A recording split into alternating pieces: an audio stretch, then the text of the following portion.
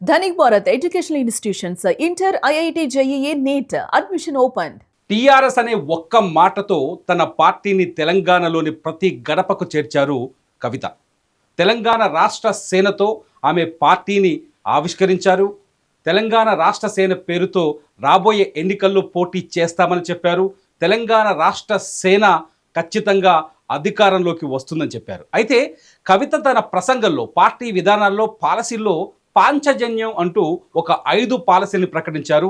ఆ 5 పాలసీలు మాత్రం చాలా ఆకట్టుకునే విధంగా కనిపిస్తున్నాయి. ఈ అంశాలన్నింటిపైన కవిత పాంచజన్యం పైన అట్లాగే పార్టీ పైన మనతో చర్చించడానికి స్టూడియోలో ఉన్నారు రాజకీయ విశ్లేషకులు అలాగే రాయలసీమ మేధావుల ఫోరం కన్వీనర్ మాకిరెడ్డి పురుషోత్తం రెడ్డి గారు. నమస్కారం సార్. నమస్తే అండి. సార్, మీరు కవితని మీ తిరుపతికి వచ్చినప్పుడు పలకరించినట్టున్నారు. కేసీఆర్ గారు ముఖ్యమంత్రిగా ఉన్నప్పుడు వారి కుమార్తె హోదాలోనే, ఇప్పుడు కూడా కుమార్తె అనుకోండి, తిరుమల దేవస్థానం దర్శనానికి వచ్చారు.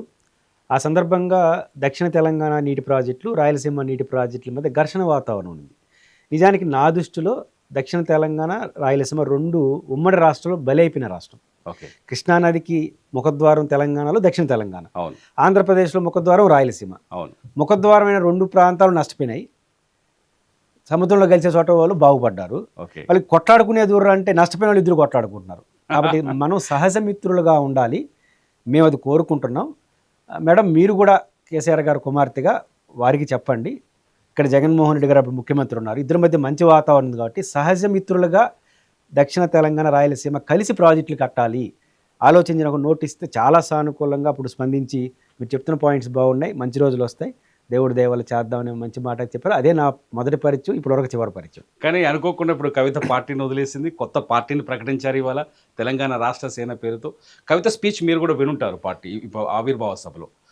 కొన్ని అంటే పాంచజన్యం అంటూ కొన్ని పాయింట్స్ తీసుకొచ్చారు. అవి సాధ్యమైన అసాధ్యమైన ప్రశ్నలు పక్కన పెడితే దేశానికి కానీ రాష్ట్రానికి కాదు, ఒక తెలంగాణకే కాదు, మొత్తం దేశానికి అవసరమైన విధంగా 5 పాయింట్స్ కనిపించాయని నాకు అనిపిస్తుంది. మీరేమంటారు? అంటే ఉచిత విద్య కావచ్చు, కంప్లీట్గా ఉచిత వైద్యం కావచ్చు, మీకు ఎలా అనిపించింది? బేసిక్గా ఈరోజు కవిత గారి ఉపన్యాసంలో వ్యూహం కనిపిస్తుంది, పరిణితి కనిపిస్తుంది.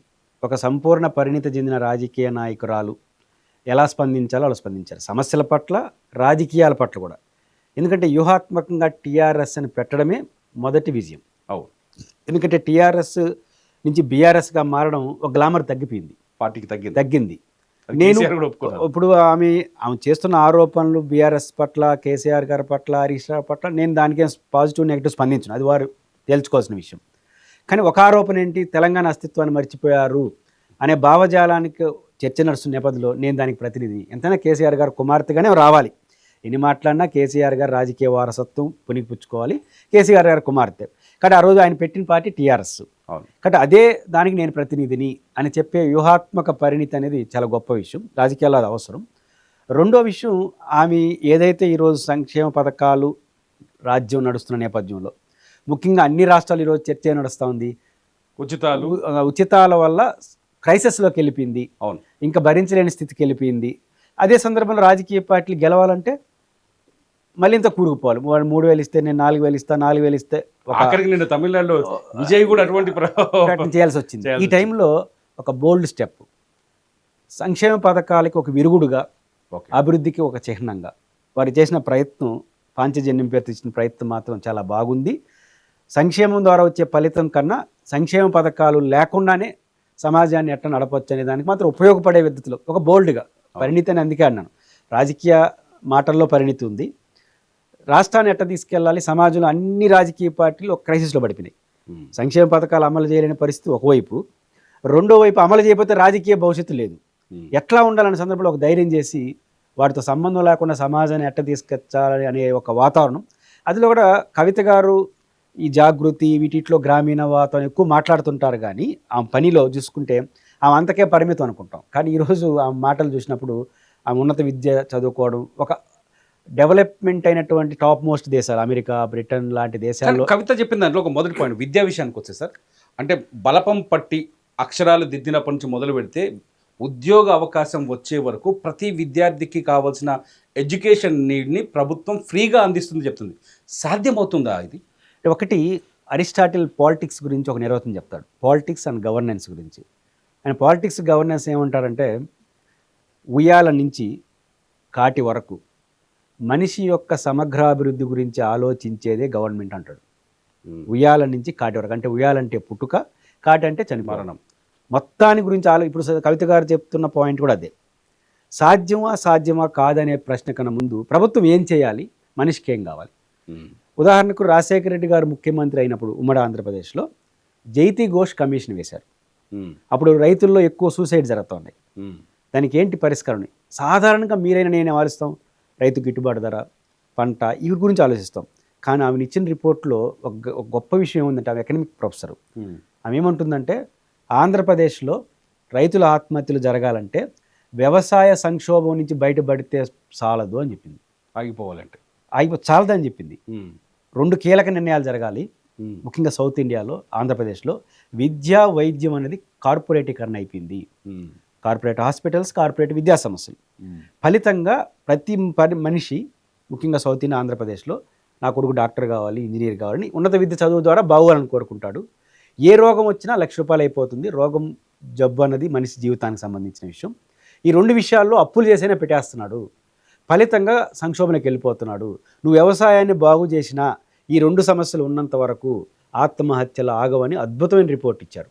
దాన్ని ఆలోచించే రాజశేఖర రెడ్డి గారు ఫీజు రియంబర్స్మెంట్, ఆరోగ్యశ్రీ ఎందుకు తెచ్చాడంటే, ఈ రెండింటిని రిలీఫ్ ఇవ్వాలి ప్రజల నుంచి. ఈ 2 రిలీఫ్ ఇవ్వకుండా నువ్వు ఏమి చేసినా కూడా ఆత్మహత్యలు ఆగవని చెప్పిన మాట నిజం. ఆ 2 పథకాలు అమలైన తర్వాతనే ఆగినాయి. కాబట్టి విద్యా వైద్యం అన్నది నీడ్ ఫర్ గవర్నమెంట్. ఖచ్చితంగా గవర్నమెంట్ యొక్క ప్రాథమిక బాధ్యత. ప్రైవేటీకరణ మీద వైద్య విషయంలో కూడా కవిత అలాగే చెప్పారు. అంటే ఎటువంటి ఆపరేషన్, చిన్న రోగం వచ్చినప్పటి నుంచి పెద్ద ఆపరేషన్ అయినా సరే ఫ్రీ చేస్తామని చాలా ఫారిన్ కంట్రీస్లో మాత్రమే కనిపిస్తుంటాయి. మీరు చెప్తున్న మాటలు చూస్తే సేమ్ కవిత ఆలోచించే నిర్ణయం తీసుకుందాం. మనకు ప్రైవేటీకరణకు రోల్ మోడల్ ఎవరు? క్యాపిటలిస్ట్ దేశాలు, అమెరికా, బ్రిటన్.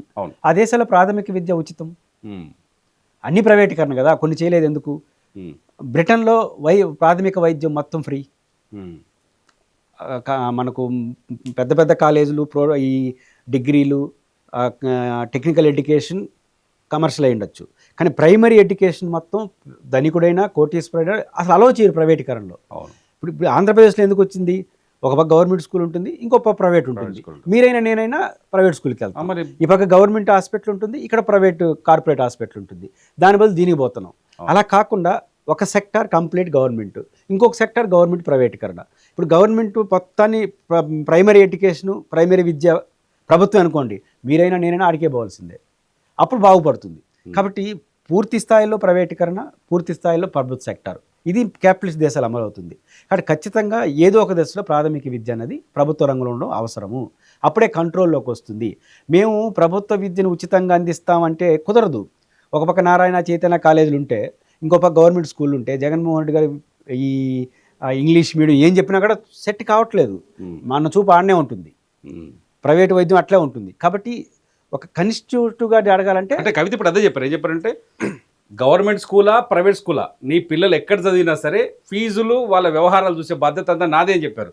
ఇది నిజంగా భవిష్యత్తులో ఇది అమలు చేయాల్సిన అవసరం ఉంటుంది. వారు ఇంకొక ఫార్వర్డ్ స్టెప్ తీసుకొని అమెరికా లాగా ఆలోచించారు వాళ్ళు. అవును, మళ్ళీ ప్రైవేటే గవర్నమెంట్ అనకూడదు. ఈ సెక్షన్ నుంచి ఈ సెక్షన్ వరకు ఒక వ్యవస్థ, హైయర్ ఎడ్యుకేషన్ ఇంకొక వ్యవస్థ, ఇంకొక స్టెప్ గానీ వాళ్ళు దీంట్లో ముందుకెళ్తే సంపూర్ణత వస్తుంది. అవును. కాబట్టి ఖచ్చితంగా ప్రాథమిక విద్య, ప్రాథమిక వైద్యం అనేది ప్రభుత్వం బాధ్యత. దాని నుంచి తప్పించుకోలేరు. తప్పించుకున్న కూడా ప్రజలు బలవుతారనే విషయం నాకు గుర్తించడం కరెక్ట్. సార్, ఇక్కడ రైతు దగ్గరికి వచ్చేసరికి కవిత ఏం చెప్తున్నారంటే, ఉచిత విద్యుత్ అన్నారు, యూరియా ఫ్రీ ఇస్తా అన్నారు, గిట్టుబాటు ధర దక్కేయాలన్నారు, వ్యవసాయాన్ని లాభసారిగా మార్చేందుకు ఇస్తాను, అందరు రాజకీయ నాయకులు చెప్పిన మాట. కానీ ఒక కొత్త పాయింట్ చెప్పారు రైతుల దగ్గర. గవర్నమెంట్ ఆఫీసుల్లో రైతులకి మేము గౌరవాన్ని కల్పిస్తాం, రైతు సమస్యలకి కావచ్చు, రైతు ల్యాండ్కి సంబంధించిన వ్యవహారాలకు కావచ్చు, ఏదైనా పరిష్కారం వెంటనే వచ్చేందుకు ప్రత్యేక కౌంటర్లు ఓపెన్ చేస్తామని చెప్పడం, ఇది రైతులను ఆకట్టుకుంటుందా? అయితే రైతులను ఆకట్టుకుంటుందా లేదనేది ఇంకా ఆ పార్టీ ఎలా వెళ్తుందో బట్టుంది. బట్ ఆమె ఇచ్చిన సొల్యూషన్ కరెక్ట్. ఎందుకంటే ఈరోజు ఉచితాలపైన చర్చ జరుగుతున్న రోజుల్లో ఉచితాలపైన కూడా డీమార్క్ జరగాలి. అన్నీ ఉచితంగా వేయలేం. ఈరోజు ప్రాథమికమైన వ్యవసాయ రంగానికి నువ్వు ఎన్ని కోట్లు ఖర్చు పెట్టినా అది ఉచితం కింద రాదు. దాంట్లో కూడా వారు వ్యూహాత్మకంగా యూరియా, విత్తనాలు ఇవి ఫ్రీగా ఇస్తే బయట పోవాల్సిన అవసరం ఉండదు. నువ్వు పంటల మార్పిడిని కూడా ప్రోత్సహించవచ్చు. ఉచిత విత్తనాలు ఉచితంగా యూరియా ఇస్తే నువ్వు ఈ తెలంగాణకు ఒక సందర్భంలో ఏమవుతుంది, వరి ఎక్కువ పండించేస్తారు, కానీ మార్కెట్ ఉండదు, ఇన్బ్యాలెన్స్ అవుతుంది. వరి ఆపేద్దాం అంటే ఒరే ఆపేస్తారా, ఆహారాన్ని ఆపేస్తారని దాడి వచ్చేస్తుంది. అదే ప్రభుత్వం చేతిలో ఉండిందనుకోండి, విత్తనాలు ఫ్రీ, యూరియా ఫ్రీ ఉందనుకోండి, ఈ తెలంగాణ రాష్ట్రంలో ఇన్ని మెట్రిక్ టన్నులు మాత్రమే ఉత్పత్తి అయ్యేకి ఉచితం ఇస్తాం. ఓకే, ఇంకొక రైతులకు ఇంకొక ఉచితం ఇస్తాం. అప్పుడు ఏమవుతుంది, కంట్రోల్లోకి వచ్చేస్తుంది ప్రభుత్వానికి. ఎడ్యుకేట్ అవుతారు, నేను ఉచితం ఇస్తున్నాను కదా, కాబట్టి నువ్వు పత్తి వెయ్యి, ఈ తప్ప తెలంగాణలో ఇన్ని మెట్రిక్ టన్నుల పత్తి ఉత్పత్తి కావాలనుకో, అన్ని మెట్రిక్ టన్నులు ఉత్పత్తి అయ్యే వారికే ఫ్రీగా ఇస్తాం. అట్లా ఈ ఉచితంగా ఇవ్వడం ద్వారా కంట్రోల్లోకి వస్తుంది సిస్టమ్. ఇది మంచి స్కీమ్. ప్రభుత్వ కార్యాలయం దానికి అనుసంధానం చేయగలిగితే బెటర్ ఫలితాలు వస్తాయి, ఉత్పాదక రంగం పెరుగుతుంది. ఓకే, సామాజిక న్యాయం వచ్చేసరికి 5వ పాలసీలు ఏం చెప్పారంటే, సామాజిక న్యాయం, బీసీలకి 50% రిజర్వేషన్లు ఇస్తాం, మైనార్టీలకి కావాల్సిన తోడ్పాటు ఇస్తాం, ఆ గతంలో ఏదైతే అమలు చేసిన రిజర్వేషన్స్ ఉన్నాయో వాటిని మళ్ళీ మేము పునరుద్ధరించే ప్రయత్నం చేస్తాం. ఇది కంప్లీట్గా రాజకీయ ఎత్తుగడ. కవిత అంటే బీఆర్ఎస్ నుంచి విభేదించడానికి కారణం కూడా సామాజిక తెలంగాణ అనే అంశమే. సో ఈ పాయింట్ ఎలా చూడాల్సి? ఖచ్చితంగా తెలంగాణలో వెనుబడిన తెలంగాణ ఉంది, అభివృద్ధి చెందిన హైదరాబాద్తో కూడుకున్న తెలంగాణ ఉంది. దాని ఇన్బ్యాలెన్స్ని బ్యాలెన్స్ చేయాలి. ఖచ్చితంగా సామాజిక న్యాయం అనేది ఒక బాధ్యత. ఓకే, ఇప్పుడు అన్ని కులాలు, అన్ని మతాలు, మహిళా పురుషులు సమానంగా ఉంది సొసైటీలో. కానీ పబ్లిక్ రిప్రజెంటేటివ్లు అది లేదు. లేకపోవడం వల్ల ఏమవుతుంది, ఖచ్చితంగా ఇన్బ్యాలెన్స్ అవుతుంది. మేము తక్కువ, మేము ఎక్కువ. దాన్ని బ్యాలెన్స్ చేయాల్సిన బాధ్యత ఉంది. బ్యాలెన్స్ చేయాలంటే ఖచ్చితంగా అది రాజకీయ నినాదం నుంచి విధానంగా మారాలి. ఉపన్యాసాలు అందరూ సామాజిక న్యాయం గురించి అన్ని పార్టీలు చెప్తాయి. కవిత గారు దాన్ని నొక్కి చెప్పారు. ఖచ్చితంగా కవిత గారు ఒక మంచి ఫ్యామిలీ నుంచి, అంటే పొలిటికల్గా డెవలప్మెంట్ కేసీఆర్ కుటుంబం నుంచి వచ్చిన వ్యక్తి కాబట్టి ఆ నాలెడ్జ్ ఉండొచ్చు. జాగృతి లాంటి ముఖ్యంగా ఆమె జాగృతి కేంద్రంగా నడిచింది. జాగృతి అనేది మహిళలు, గ్రామీణ మహిళలు, గ్రామీణ అలవాట్లు ఉన్న వాళ్ళతో ఎక్కువ అసోసియేట్ అయ్యారు కాబట్టి ఆ బాధలు కూడా ఎక్కువ తెలియడానికి అవకాశం ఉంటుంది. సో ఖచ్చితంగా ఆమెకు ఆ కన్సెంట్ ఉంది కాబట్టి, ఆ ఉద్యమ నేపథ్యం కూడా జాగృతి కాబట్టి ఆ కన్సెంట్తో బహుశా ఆ ప్రకటన చేసి ఉంటే ఉండవచ్చు. సార్, మీకు ఏమనిపించింది మొత్తం కవిత పాలసీలు చూసినా, పార్టీ పేరు చూసినా, కవిత పార్టీ ప్రకటన స్పీచ్ అంతా చూసిన తర్వాత ఒక వ్యూహాత్మకంగా వచ్చింది కవిత అనిపించిందా, లేకపోతే ఎవరైనా ప్రోద్బలంతో పార్టీ పెట్టిందని అనిపించిందా? ఎవరి ప్రోద్బలంతో పెట్టినా ఆ పార్టీ మనుగడ ఉండదు. ఓకే, తనకు తాను ఎదగాలనుకున్నప్పుడు నిలబడతారు. కవిత గారు ఇంకొక ప్రోద్బలంతో ఎదగాల్సిన అవసరం లేదు. ఎందుకంటే మాజీ సీఎంకి కుమార్తె, వెల్ ఎస్టాబ్లిష్డ్ పర్సనాలిటీ, క్యాపబుల్ ఉన్న వ్యక్తి. ఇప్పుడు ఆమె తనేంటో తాను నిరూపించుకోవాల్సిన టాస్కే తప్ప ఎవరికో ఉపయోగపడాల్సిన టాస్క్ అయితే ఆమె కాదు. అది అయిపోయింది, అది దశ అయిపోయింది. ఎందుకంటే ఎదిగిపోయారు, ఎంపీ అయిపోయారు, ఒక మాజీ ముఖ్యమంత్రి కుమార్తె కాబట్టి ఆమె స్థాయి ఆమెకు ఉంటుంది. అంటే ఇంకా స్థాయి కోసం కొట్టాల్సిన అవసరం లేదు. ఖచ్చితంగా బ్రైట్ ఫ్యూచర్ కోసం ఆలోచిస్తుంది ఆమె. అయితే తెలంగాణలో ఆల్రెడీ బీఆర్ఎస్ ఉంది, సొంత పార్టీ, కుటుంబం, తర్వాత కాంగ్రెస్ ఉంది, బీజేపీ, వీళ్ళ మధ్య త్రిముఖ పోరు ఉంది. అంటే ఇట్లాంటి దశలో వీళ్ళందరినీ ఎదుర్కోవడానికి కావాల్సిన వ్యూహాలు ఆమె వైపు ఉన్నట్టు కనిపిస్తుంది. ఆ వ్యూహాలు ఏ మేరకు సక్సెస్ అవుతాయి, ఆమె ఫీల్డ్లోకి వచ్చిన తర్వాత ఎవరికి నష్టం, ఎవరికి లాభం, ఈ లెక్కలన్నీ మరి భవిష్యత్తులో వస్తాయి. సక్సెస్ అవుతారా లేదని తెలంగాణ సమాజం నిర్ణయించాలి. బట్ సక్సెస్ కావాలని ఎత్తుగడ అయితే ఆమెకుంది.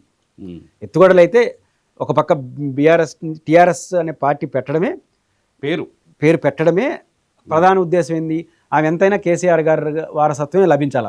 ఇప్పుడు మన రేవంత్ రెడ్డి గారి వెనకాలంటే రారు, బీజేపీ వెనకాల రారు, ఎమ్మెల్యేలు. ఆమె ఎంత రావాలంటే కేసీఆర్ని అభిమానించే వాళ్ళు రావాలి. కాబట్టి కేసీఆర్ని విమర్శించినా కేసీఆర్ అభిమానానికి నేనే ప్రతినిధి అని కావాలి. ఆ కోణం కనిపిస్తోంది. రెండో వైపు స్పష్టంగా కేసీఆర్ మన మనిషి కాదు, మర మనిషి అని చెప్పుకుంటా. ఎన్నన్నా నేను ఆయనని ఎవరైతే అభిమానిస్తున్నారో వాళ్ళందరికీ నేనే ప్రతినిధిని అంటే ఆ మాటలు అనుకోవచ్చు. అంటే కేసీఆర్ మీకు ద్రోహం చేశారు పార్టీలో, కేసీఆర్ మీకు ఉద్యమంలో మిమ్మల్ని వాడుకొని వదిలేశారు, ఇప్పుడు అలా కాదు, నేను మీకు అండగా ఉంటానని మెసేజ్ ఇచ్చినట్టు అనుకోవచ్చు. ఇవ్వడం రెండు ఉన్నాయి. ఆయన విమర్శించడమే కాదు, ఆయన వెనకాల వాళ్ళందరూ నేనే మీ ప్రతినిధిని. ఆమె వెనకాల రావాల్సింది బీఆర్ఎస్ వాళ్ళే. ఓకే, అంతే కదా, కాంగ్రెస్ ఎంఐఎం వాళ్ళు రారు. కాబట్టి విమర్శ ప్లస్ దానికి రిప్రజెంటేటివ్ నేనే అని చెప్పడం ద్వారా బీఆర్ఎస్కి నిజమైన రిప్రజెంటేటివ్ టీఆర్ఎస్ నేనే, కేసీఆర్కి వారసత్వాన్ని నేనే, తెలంగాణ ఉద్యమానికి అని చెప్పే ప్రయత్నం వాళ్ళు చేసినారు. అది పొలిటికల్గా కరెక్ట్. ఏ మేరకు సక్సెస్ అవుతారనేది కాలం నిర్ణయించాలి. ఎందుకంటే 4 పక్షాలు దాటి తను ఎదగాలి. ఇక్కడ ఎంత సక్సెస్ అవుతారనేది తెలంగాణ సమాజం ఎట్లా రిసీవ్ చేసుకుంటుంది, మిగతా పార్టీలు ఎట్లా రియాక్ట్ అవుతాయి, ఎట్లా సక్సెస్ అవుతారు, ఫెయిల్ అవుతారని కాలం నిర్ణయించాలి. కానీ ఆమె వాస్తవ పరిస్థితిని గుర్తించారు, పొలిటికల్ సిచ్యువేషన్ గుర్తించారు, ప్రత్యామ్నాయంగా ఎదగాలనుకుంటున్నారు. ప్రజా సమస్యలు సంక్షేమ పథకాల కాలంలో ఒక బెటర్ ఆల్టర్నేటివ్తో ముందుకొచ్చారు. సంక్షేమ పథకాలను పదం వాడుకున్న అసలు సంక్షేమమే లేదు. సంక్షేమ పథకాలు లేవు, సంక్షేమం ఉంది. అవును, ప్రజల సంక్షేమ పథకాలు ప్రజల సంక్షేమం కోసం ఉచితాలు లేకుండానే సమాజానికి సంక్షేమం అందించే ఒక ఆలోచన చేశారు. ఒక బోల్డ్గా ఒక అమెరికా, ఒక బ్రిటన్ లాంటి దేశాల్లో ఎట్లా జరిగిందనే కాన్సెప్ట్ని బయటికి కనపట్టారు. ఒక మెచ్యూరిటీ కనపడింది. ఆ మెచ్యూరిటీ వర్కౌట్ అవుతుందా లేదని ఆమె కృషి తెలంగాణ సమాజం రిసీవ్ చేసుకునే దాన్ని బట్టి ఆధారపడి ఉంటుంది. సో మొత్తంగా కవిత పార్టీ మొత్తానికైతే ఆవిష్కృతమైంది. ఎల్లో కలర్ తీసుకొచ్చింది సార్. అంటే తెలుగుదేశం పార్టీ వాళ్ళు కొంచెం ఇటువైపు ఆకర్షించే ఛాన్సెస్ ఉంటాయా? నేను ఆమె చాలా ఇంటర్వ్యూలు చూశాను. ఆమె జగన్మోహన్ రెడ్డి గారిని ఎక్కువ అభినందించిన సందర్భాలు చూశాను. ఏదో చేయాలనే తపన ఆయన ఒక రకం మోడల్గా తీసుకునింది. ఖచ్చితంగా జగన్మోహన్ రెడ్డి గారు పాలసీలతో విభేదించినా సమర్థించినా ఆయన ఫైటింగ్ అదే కదా. ఒక పక్క కాంగ్రెస్, ఇంకొక ప్రజారాజ్యం, తెలుగుదేశం, తెలంగాణ ఉద్యమం, ఈ టైంలో రావడం అనేది ఒక సాహసం చేశాడు, సక్సెస్ అయినాడు. అది నాకు నచ్చుండొచ్చు. మనం కూడా ఇప్పుడు కాంగ్రెస్ సొంత పార్టీ, తర్వాత బీఆర్ఎస్, ఇంకో పక్క ఎంఐఎం, బీజేపీ, దీని మధ్య ఆమె వచ్చిందంటే ఆమెకు జగనే ఆదర్శం కావచ్చు కదా, ఒక రోల్ మోడల్. మొండిగా నిలబడదాం, కొడితే సింహాసనం కొట్టాలి, లేకపోతే కొడతానే ఉండాలి. జగన్ గారు లేదే కదా, కొడతా ఉండాలి, కొడితే సింహాసనం తప్ప మళ్ళీ వాళ్ళు వీల్లేదు. అందుకే ఆమెకు నచ్చినట్టున్నారు. ఆమెకు పవన్ కళ్యాణ్ గారు నచ్చలేదు కదా, ఎందుకంటే ఆయన ఇంకో పార్టీతో పక్కకు పోయినాడు. అంటే ఆమె జగన్మోహన్ రెడ్డి లాగా తను కూడా ఏదో సాధించాలనే కాన్సెప్ట్ కనపడతా ఉంది. కాబట్టి జగన్ గారిలాగా సక్సెస్ అవుతుందా లేదని కాలం నుంచి. కాబట్టి ఆమె ఎల్లో గిల్లో ఏం చేసినా ఆమెకు జగన్ గారు అంటేనే ఇష్టం ఉన్నట్టుగా మనకు కనిపిస్తుంది. సార్ ఫైనల్గా ఒకవేళ కవిత పార్టీ ఎన్నికల్లోకి వస్తుంది, జిహెచ్ఎంసీ ఎన్నికల్లోకి వస్తానని చెప్తుంది, స్థానిక సంస్థల ఎన్నికల్లో పోటీ చేస్తానంటుంది, భవిష్యత్తులో అసెంబ్లీ ఎన్నికలు కూడా ఆమె సిద్ధమవుతున్నట్టు చాలా స్పష్టంగా అర్థమవుతుంది. కవిత వైపు ఒకవేళ కవిత బలంగా ప్రజల్లోకి వెళ్తే కవిత ఎవరి ఓటు బ్యాంకుకు చిల్లు పెట్టే అవకాశం కనిపిస్తుంది? ఆమె ఓటు బ్యాంక్ ఎవరికి చిల్లు పెట్టుతుంది అనే దానికన్నా ఆమె బీఆర్ఎస్కు ఓటు బ్యాంక్ చిల్లు పెట్టడం తప్ప ఇంకో పరిష్కారం లేదు. ఓకే, చిల్లు కాదు, ఆక్యుపై చేసుకోవాలి. కవిత గారి సక్సెస్ బీఆర్ఎస్ కేసీఆర్ గారిని అభిమానించే వాళ్ళందరినీ తన అభిమానులుగా మార్చుకోవడంలోనే సక్సెస్ ఉంటుంది. ఓకే, చిల్లు పెడితే కుదరదు. చిల్లు పెడితే బీఆర్ఎస్కి మాత్రం నష్టం చేసి తను నష్టపోతుంది. ఒక రకంగా జగన్మోహన్ రెడ్డి గారు ఎలా అయితే కాంగ్రెస్ నుంచి బయటకు వచ్చి కాంగ్రెస్ని తన వైపు, కాంగ్రెస్ ఓటర్ని, కాంగ్రెస్ వదిలేనాడు, కాంగ్రెస్ చుట్టూ ఉన్న జనాన్ని తన వైపు తిప్పుకునేనాడు. అవును, ఈమె కూడా బీఆర్ఎస్ నాయకులను వదిలేసి బీఆర్ఎస్ జనాన్ని తన వైపు తిప్పుకుంటేనే ఆమె సక్సెస్ అవుతుంది. కాబట్టి చిల్లు పెడితే కూడా కుదరదు. చిల్లు జరగదు. జరిగితే మొత్తం హోల్సేల్గా కవిత గారు వెనకాల వచ్చేస్తారు, లేకపోతే ఎవరు రారు. ఎందుకంటే వాళ్ళు పొరపాటు 4 ఓట్లు చెల్లిపోతే మధ్యలో వాళ్ళు గెలుస్తారంటారు. అంటే ఆమె సక్సెస్ రేటు బీఆర్ఎస్ చుట్టూ ఉన్న వాళ్ళు వస్తే, బీఆర్ఎస్ నుంచి బాగా వచ్చేస్తే ఏదో జరుగుతుందని కాంగ్రెస్ వాళ్ళు జగన్ గారిని అభిమానించే లేకపోతే కొత్త వాళ్ళు మళ్ళీ వచ్చేస్తారు. అక్కడ బేస్ రాకుండా ఇక్కడి నుంచి రారు. Okay, thank you sir, thank you so much. మంచి విషయాలు చెప్పారు. అది మొత్తానికైతే కవిత పార్టీ ఇప్పుడు ప్రజల్లోకి వచ్చేసింది. కవిత పార్టీ పేరు టీఆర్ఎస్ అని ఖచ్చితంగా ఆమె ప్రకటించేసింది. ప్రతి గడపకి టీఆర్ఎస్ తెలియని పార్టీ కాదు, ఆ పేరు తెలియని పార్టీ కాదు. చూడాలి రాజకీయాల్లో కవిత ఎంత ముందుకు వెళ్తారో. ఆల్ ది బెస్ట్ చెప్దాం కవితకి. చూస్తూనే ఉండండి STU TV.